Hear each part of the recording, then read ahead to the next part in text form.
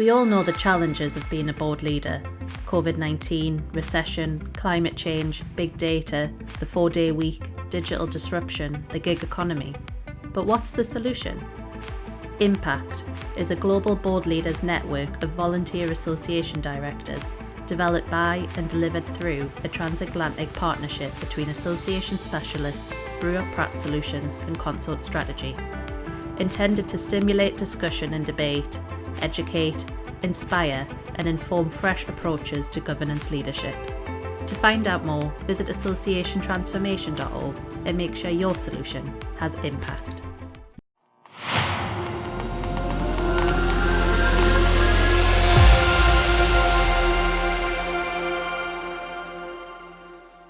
Well, hello and welcome to Association Transformation. We've done this quite a few times now, but I'll kick off with a little bit of our formal introduction. This is a somewhat new, I wouldn't call it new anymore, but a somewhat new conversation advancing the impact and evolution of nonprofit organizations. We're seeking a diversity of thought and always looking for new and exciting examples of innovation and in action. This is really the first transatlantic conversation that takes on and focuses on associations, and we're committed to that mission and driving organizations forward. I'm collaborating today and always with my friend and co-host Andrew Chamberlain. Hello, Andrew. Hello, how are you? Very, very well. And we're going to kick off this morning diving even deeper into more exciting issues and topics that are facing the association community. We've seen just about everything, but we're always excited to have new guests that bring new perspective and especially in these challenging times, new ways of addressing crisis and disruption. So this morning, we would like to welcome Aliyah and Christina. Hi, good morning. I'll let you give kind of the full who are you, where are you from, your name, rank, and serial number. Aliyah, where are you coming to us from? Oh, okay.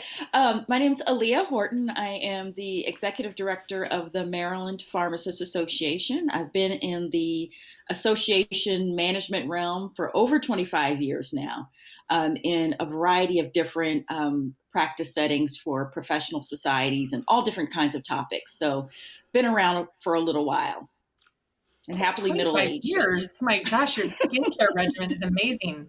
No one else can see you, but you are, your skin is amazing. So we'll leave it at that on an audio podcast. No, this is an awkward moment. So Christina. Yeah. Well, so I'm Christina Garneski. I work for the American Public Transportation. I should say that right. American Public Transportation Association. I've been in associations for not too much less time than Aliyah. I think it's been about 17, 18 years now. And actually met Aliyah at my first association job. That's how we come to know each other. I've worn, like every other association executive, a lot of different hats over the years. And right now that hat says Vice President of Meetings and Membership Services. So I do oversee our meetings, which is a scary time right now, but also really exciting. And same thing for membership, quite frankly. It's been exciting to work with our members to help in their changing needs, but also scary to see what's happening out there to public transit. Well, we actually were drawn to you, and I know Andrew was really excited after seeing you slated for the ASAE 2020 conference and your session there. How did that go? Tell us about it. Well, I thought it was a lot of fun. It was interesting. So Christina and I, like she mentioned, we met when we were at the Institute of Transportation Engineers, and I don't know how many years ago that was. I can't even keep track.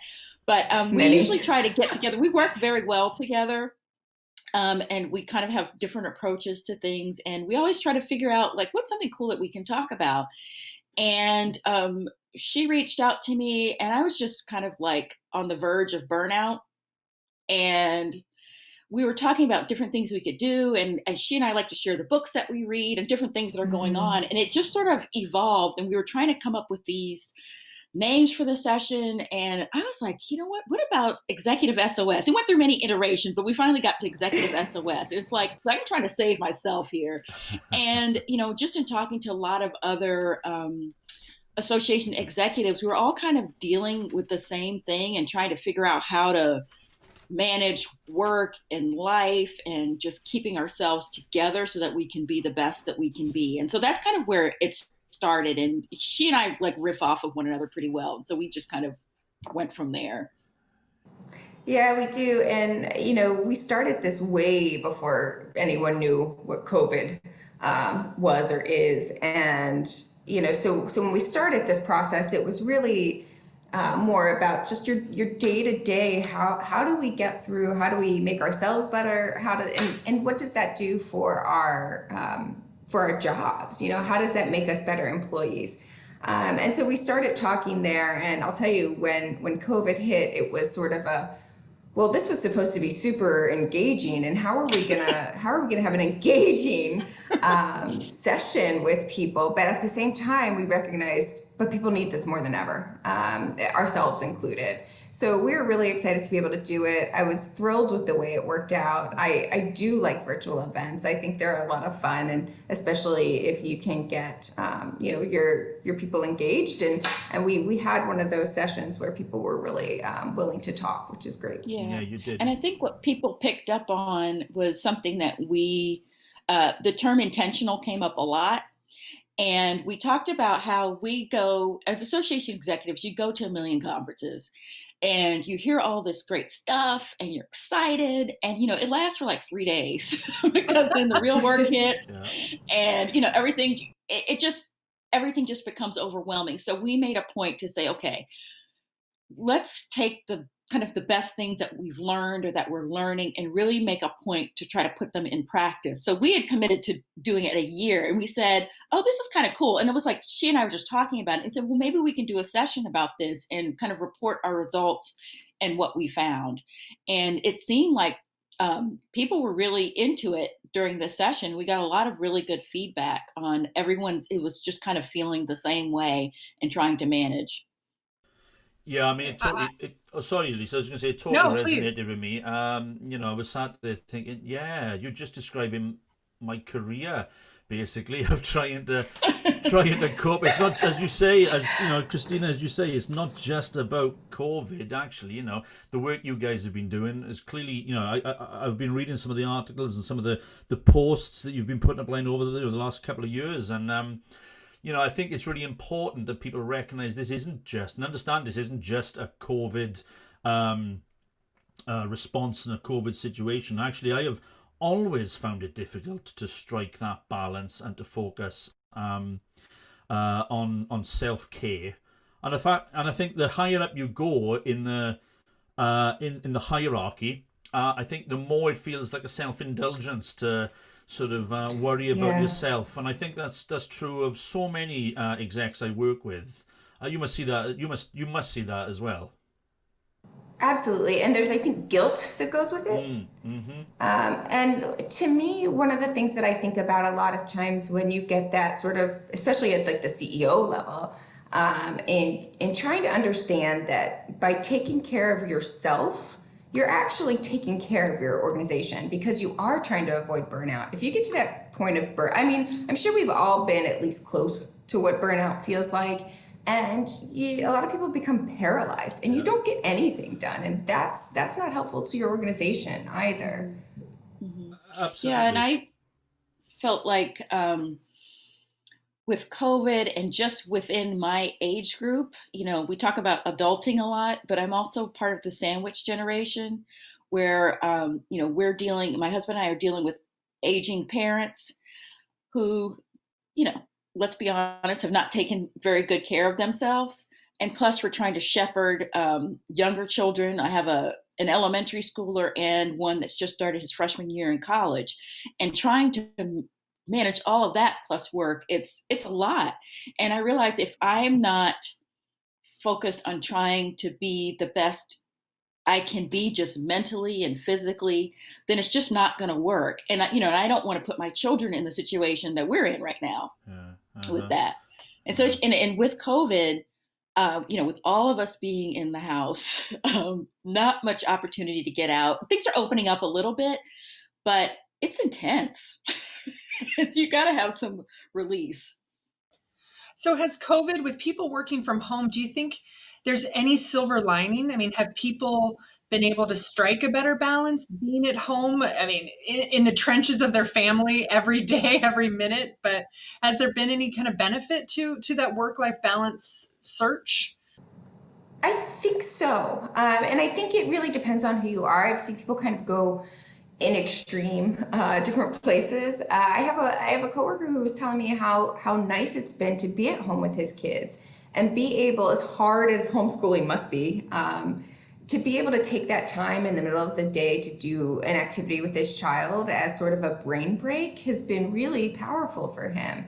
And I think that it can be difficult to find that line to know when the day starts, when your work starts and your real life ends, and vice versa. But I think there are some really practical things that you can do if that's important to you, to help define those lines. And it can be as simple as having sort of a ritualistic, putting away of if like me, I try to keep it really minimalistic. I just have my laptop and my AirPods usually, or these earphones, and I literally put it away at the end of the day so that I'm not looking at my laptop. In fact, I didn't do it this weekend, and all weekend long I kind of had this guilt of, should I be doing something? And I think where the self-care came in was I also recognized that I was exhausted. And so it was really going to do a lot better for me to rest this weekend so that Monday morning I could be bright and chipper for you happy folks. But it really does come down to understanding sort of what's important to you and what you prioritize. I think that's, we use intentionality a lot, but we also really recognize that it's, self-care is going to mean something different to everybody. For someone that might be a bubble bath, while others it might be just taking a 10-minute break to, walk outside. Yeah. So understanding what that is for you is important. I think I think it's really interesting to say. As I said to you, I really struggled with that kind of, not least because these days, I was a chief executive, association chief executive. I now run and own my own business, so it's very difficult anyway just to kind of feel you can, and Elisa, you'll feel the same being a business owner as well, to be able to switch off without those feelings of guilt. But what's really interesting is, as you were talking there, you were saying it's important to define and understand what it is that makes you tick, for want of a better phrase, and actually Andy, our producer Andy, usually keeps fairly low key when we're talking to you. But one of the things that really perks me up and gives me that kind of surge capacity is doing these podcasts. As you were talking about it, I was thinking, actually, for me, the pleasure of just meeting new people and having a chat about things that I don't deal with on a daily basis is just a really refreshing. That's why I get so excited about them, because I'm like, apart from the fact that Elisa uses them as an opportunity to abuse me personally, usually, but yeah, but I love. God, the victim. Here comes the victim. Not at all. Not at all. I consider it a pleasure, I suppose. No, we're going down the wrong track now. We're going down the wrong track. Sorry, bring it back. But one of the things I wanted to talk about, though, was that a lot of what, Christina, what you were describing there, and what I've just talked about, it requires a significant amount of self-awareness. And all too often, and self-awareness requires a significant level of emotional intelligence. And I question. I absolutely adhere to what your principles, absolutely, but I question if everybody has the innate ability to be self-aware and to even recognize the guilt, as it were. Well, I think that I do. We talked about it in the session, and I think I did a video about that, of kind of doing your own personal self-assessment and sort of facing facts about yourself. And I think, if you make it kind of academic and talk about emotional intelligence, that might be too big for people. But you know what you like and what you don't like. And I think you know what you like and don't like about yourself and what's happening in your life. And if you keep it that simple, I think it's easier to kind of identify what your sort of triggers are, so to speak. Yeah. But I think you do have to take that time to figure it out, because otherwise all of these different suggestions that we made and different options, they may not work. we all do know that, drinking water, eating well, exercising, and sleeping are the best things you can do in your life, hands down. But how you figure that out, you've really got to work on how it works for you and how you can fit it into your life, and what those different things mean to you and how important they are. So the session was titled CEO SOS, and I wondered how are you living this by example, but also trickling it down to your staff and maybe even trickling it up to your board. These are people around you on both sides who you need to be at their best, and you need them to be nurtured and rested. How do you do more than just live by example? Yeah. So I am such a preacher of this with my staff. I am not the CEO, so it's just my team, but I have a larger team, and they work really hard. And right now they are working really hard, not just at work, but at home. And, I have really encouraged them to take the time to assess what's happening for them, what's working, what's not, and telling me if they don't feel like they can put in 100% right now, let's talk about that and talk about it, truthfully, but also, with empathy. Empathy is really important to me. Mm-hmm. Understanding that right now, I might have a coworker who, in addition to just trying to, get her work done, she's also trying to raise her children at home, helping them with their school, helping them. I don't have that, so maybe I can do a little bit more to help support her, and then she'll do that for me, at some other time. And so a lot of it has been trying to be very open about not just what I think they should do, but then also modeling that, yeah, which can be hard. But I've gotten to the point where my staff will turn around and say to me, hey, I think you need, do you need a day off? Like, do you need to take some time off? Don't you work this weekend either? And it's a really good reminder. And I love that they're at a point now where they're kind of saying that and taking that into and living and breathing it. There are always going to be times where there's just something big happening and we're going to be working really hard, but recognizing that we also need to balance that with some downtime, even if that just means, taking a day of PTO to, binge Netflix. Yeah, I think that's a really important point you made about empathy and that kind of psychological safety net that you need to be vulnerable and to say, actually, I'm really struggling at the moment. I need space. But it's really interesting because during the 6 months that we were in lockdown here in the UK, I made a point of reaching out to colleagues, at chief executive level, and this links to your point, Elisa.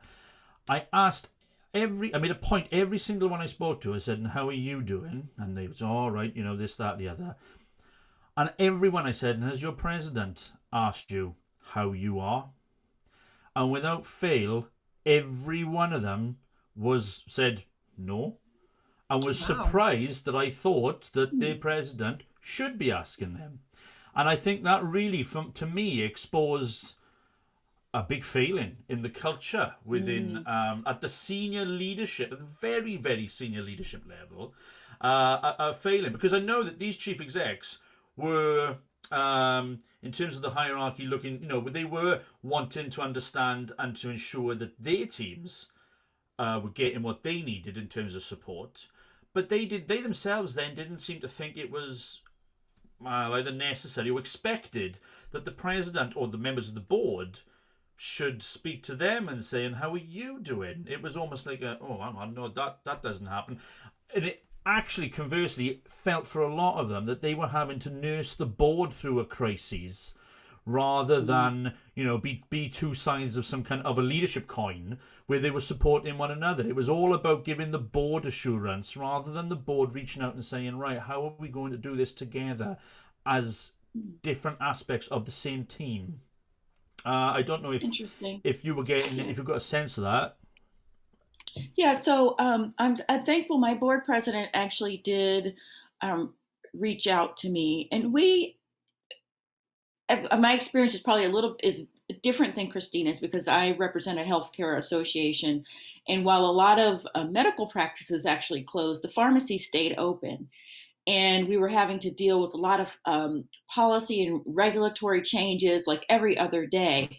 And so it was pretty intense for everybody, just trying to be an advocate for our community, making sure the members knew what was going on, but then also trying to manage moving all of my staff to virtual, moving my children to online learning. And so my president did recognize that. And we started doing these community conversations or town halls. They initially started as a way for us to get on Zoom with whomever wanted to join as for members and the board to just talk about the latest policy that was issued from the Department of Health, whether it was federal or at the state level. But people also had an opportunity to just check in with each other, say hi, share what cocktail they were drinking. And so it had a little bit of levity, but it also had that policy. So we were able to actually see one another and just have some level of connectivity. And I think that worked well at first, but then everybody got Zoom overload. Oh, yeah. And it was just too much. So we actually stopped doing them. And so now we only do it when we think that there's something really important to say and people need to vent or that something's going on. But I did feel like I had a good amount of support from my board and from my staff. I have a very small staff. And so we have pretty open communication about kind of what's going on. And right before COVID, we had made a decision to create a fitness room for one of our conference rooms that wasn't being used. And so that kind of, didn't happen because we weren't there anymore. And so my staff actually just asked me, well, can we still get this in? Because I'm not comfortable going to the gym. And she has some underlying health conditions and some other things. So she really needs to get her exercise, and she wasn't comfortable kind of walking around her neighborhood. So I said, sure. And so she's like, I want to get this particular equipment. She's like, I can't fit it in my house. Is it okay if it's in this office? And I was like, sure, go ahead. And so now she's supposed to be ordering it. And I said, you can go in anytime and to do the workouts in the evenings or before work or even during the time, because the phones, you can move the phones around. It's not a big deal to get on the treadmill or bicycle. And so she was really happy about that. Well, Aliyah, I think it's so important that these conversations continue beyond COVID. I'm so afraid that after COVID's over, all of these aha moments that we've had over the last 6 months fade to black, and we go back to whatever our normal way was, and we lose all of this progress, all of this kind of professional evolution that we've gone through by surviving it and figuring out these ways to help our staff to be healthy, to find the balance. I know I'm preaching it with my clients and the boards that I'm working with is you can't go back to the way it was. Even if you can, you can't let that happen. Absolutely not. Like, this has become something that is so important to me. Like, I've got my different friends groups, and anybody who will listen to me, and Christina knows I like to talk, but anyone who will listen, just stressing the importance of taking care of yourself. And I saw this quote that said, so many parents will say that they would die for their kids, but only 30% of them will actually eat healthy food to prevent disease and illness. Prevent dying for their kids. Yeah, but they'll die for the kids, but they're dying for the kids in a different way. And it has just become so important to me. And with my age group, my husband's a little bit older than me, but I'm seeing some of his friends have had heart attacks, have died from cancer. And it's all the stress, it's the lifestyle. And I had a really good experience with, of course, now I don't know why I'm just like, Alfonso David, the Human Rights Campaign. I spent a little bit of time with him over the summer, and he is so dedicated to his fitness. And if you know about the Human Rights Campaign, it's a huge organization. They're doing really important work, and what he's doing is so impactful. But I also saw this summer how well he's eating, how well he's managing his time, and just all the different things he's doing to be the best that he can be. And we didn't have a long conversation about it, but he demonstrated it by example.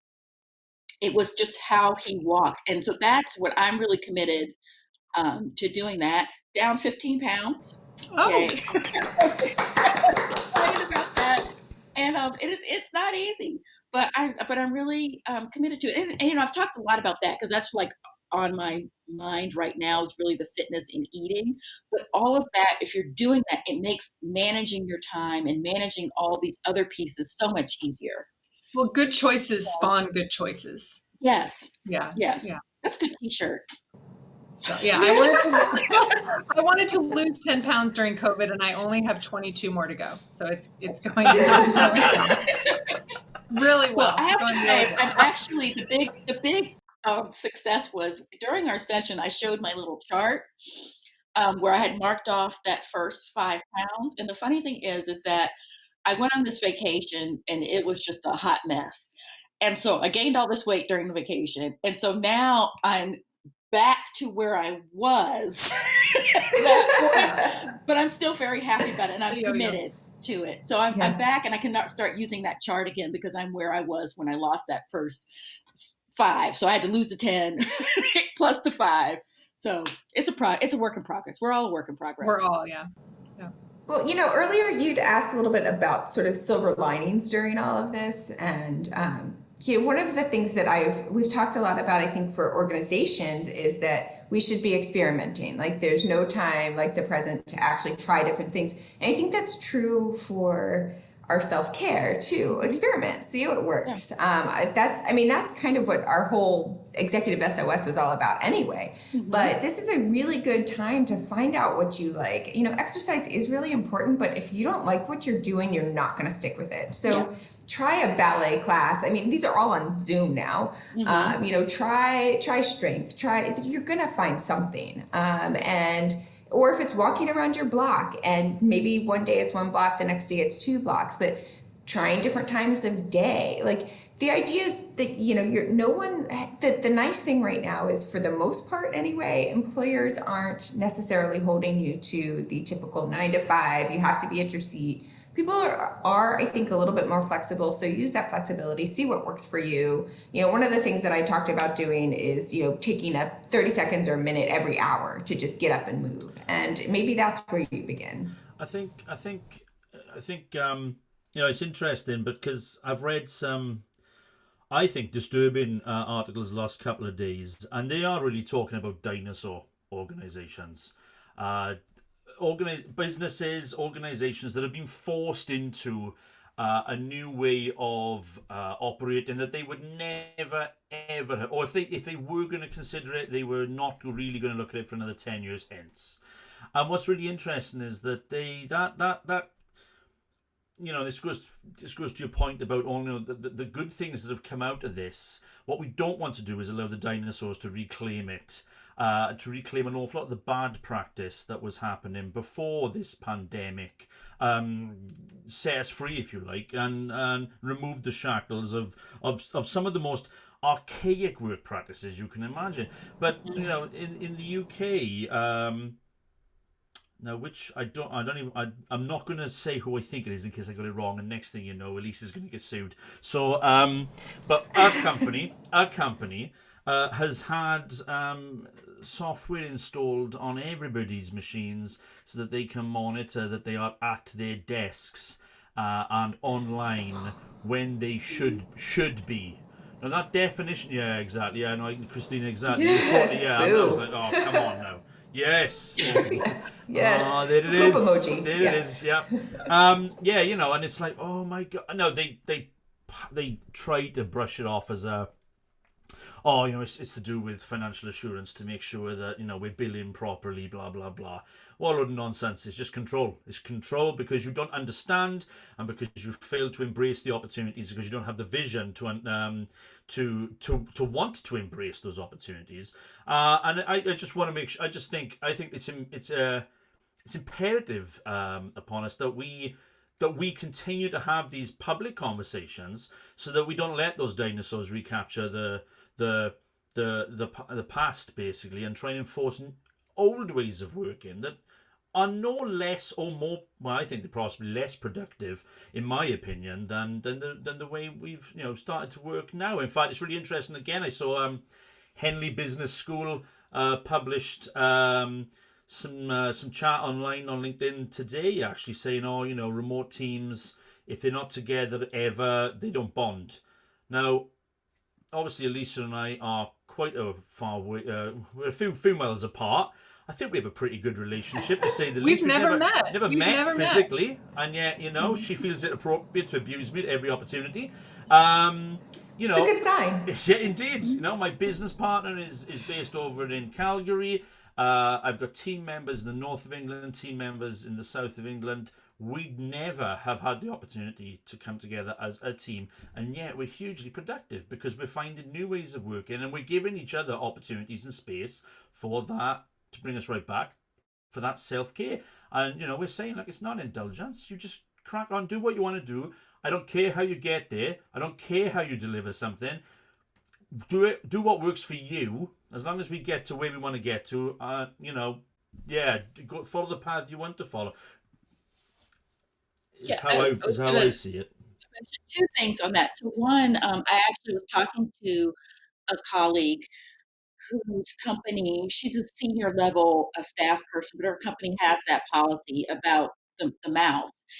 Because I was asking her to join one of my fitness classes. I have a trainer, and we do it on Zoom, and he yells at us, and that's what I found works for me. Like, he would call me, I'm not doing it right or whatever. It works great. And I said, you know, it's at 5 o'clock, so I can't do it. I work till 6. I was like, you're at home, you know, you can't do the rest of your work a little bit after that. And she said, no, you know, she literally her mouse has to be moving. If it doesn't move in 10 minutes, then it records it somewhere. So that was really concerning to me. That is deeply concerning. That is, it is. Yeah. The other part was about when you talk about the dinosaurs and the kind of remote interaction. I think it's really hard for people to conceptualize something they've never experienced. When I went from the organization that Christina and I worked for, which was an international organization, we had lots of councils and committees doing all types of projects and publications and developing professional development programs. We never met. There are people that I talked to for 15 years that I never saw in person, ever. Mm-hmm. And that was before any kind of video chatting. It was just phone calls and emails.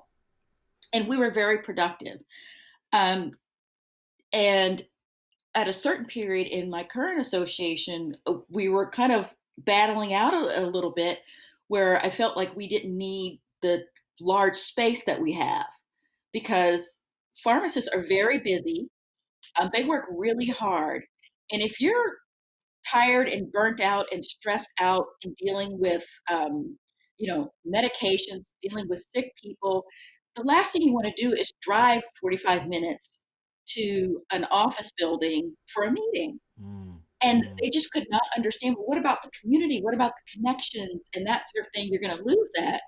And I really had to explain that, I did this for it was 14 years of this, and it was great. It can work.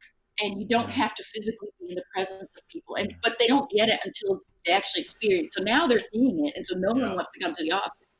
Yeah. Anymore.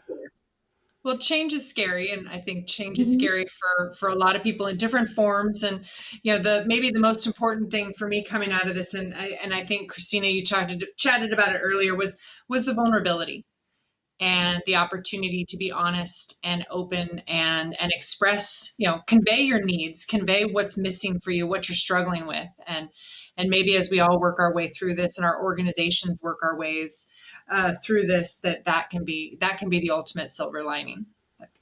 Yeah, absolutely. Well, unfortunately, we've run out of time. Look, we could go on forever. They are faking it till they make it. Look at them both. Oh, that's such a shame. Oh, never mind. Hang up. I want to go walk around the block or do yoga. I want to go do something. That's right. That's right. Yeah. Oh, thank goodness, I've got a yoga class started now. That's right. Yeah. Thank you both so much for joining us. I actually think, this, like I say, this is a conversation. I feel a responsibility within the sector to kind of maintain these conversations, keep having these conversations. It's not a case of just have it once, put it out there, let people understand it, and that's it. We know that people regardless of what we're talking about, people don't always understand the first time round, the second time round, the third time round. We've just got to keep talking about it until people do understand the opportunity that they have in front of them for both themselves individually, as you say, and for the organisations that they work for. And I think in our sector, particularly the association sector, it's manifold, because yes, it's the individual, yes, it's the organisation, and it's the opportunity we have to influence and support the memberships as well that we work for. Yep. So a great conversation. Thank you again. Thank you both so much. Thank you. And in the spirit of self-care, I am off to the pub. No, I'm only joking. But yeah, so I know normally we have a script, and I don't have it in front of me, Elisa. So, and I know you're rolling your eyes. And Andy's shaking his head at me, and we look so unprofessional after I assured our guests that we were. Do you have it in front of you, Elisa? Could you read it out for me? Of course I do. Just mute him, Andy. Mute him quickly. Thank you again for joining us for this episode of Association Transformation. We really do hope you enjoyed the podcast. And if there's a subject you would like us to explore, or if you'd like to join us, please tweet us at Association Transformation or email us at hello@yourconsort.com. We look forward to having more conversations with more amazing guests like Christina and Aliyah. And thank you all so much for making it okay to not be okay, even in the association space, and to spend time on trying to be your best. So until next time, find us wherever you find your favorite pods, and we will talk to you soon. Association Transformation is brought to you in partnership between Consort Strategy and Brewer Pratt Solutions in support of the Institute of Association Leadership.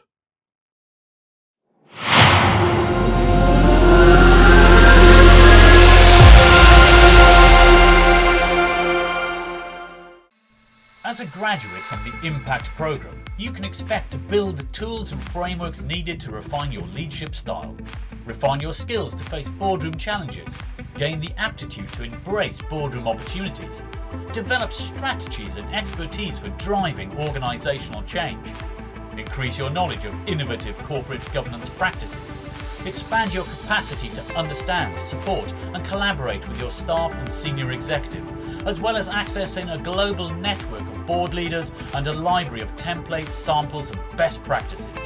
That's how you make impact. And let's be honest, who doesn't want that? Visit us today at associationtransformation.org for more details and to sign up for our next 12-week modular learning program. Because if you don't make impact, someone else will.